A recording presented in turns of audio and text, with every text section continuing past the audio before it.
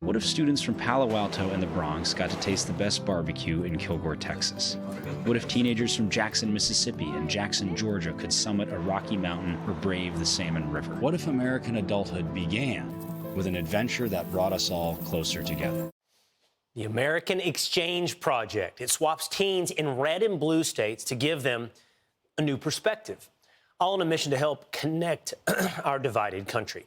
Joining us now is two of the project alumni. Brook Roozen is from Flandreau, South Dakota, and traveled to New York City. And Z.J. Schwartz is from Oakland, California, and had the chance to visit South Dakota. Thank you both for being with us this morning. I think this is fascinating. So first, before we talk about both of your personal experiences, Brook, I'll just ask you, how'd you hear about this program? I mean, an exchange program in America between the states. Fascinating. How'd you learn about the American Exchange Program?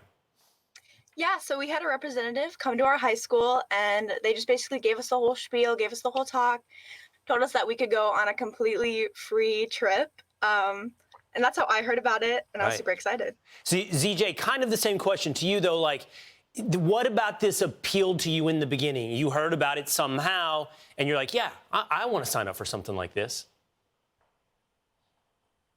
Yeah, I mean, it's kind of hard to say no to a free trip, but I have this obsession with just seeing everywhere I can, especially parts of the country. You know, it's amazing to see, especially the Midwest. Like, I grew up in a very populated area, so seeing huge fields, farms, just stuff that I never thought I'd get to see. Right. Those are kind of the best experiences because, yeah, it's a whole new part of the country. It's almost like another country on its own. All right, so we've both established that you guys were in on a free trip. Brook, you go from South Dakota to New York City. And look, I grew up in a small town in Texas, and I ended up living here for 15 years. I know the type of things that are in your head, right? What did you think before you got to New York City? And then how did it compare to what you experienced? So I tried to go into it with an open mind, but I had a lot of people around me telling me, like, oh, you're going to get your things stolen. These 5 random people you're staying with are going to hurt you. So many kind of absurd things. So I was a little nervous. I definitely was a little scared. But then what was it like when you got here?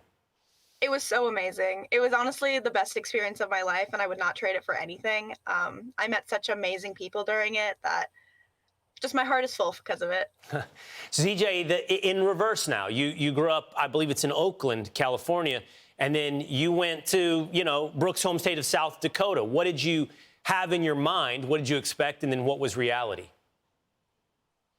I kind of just expected this like barren landscape of like farms and then maybe like one house every once in a while, which was kind of what it was in a lot of parts of the state. And then when we flew into Sioux Falls, which was this like beautiful, vibrant city.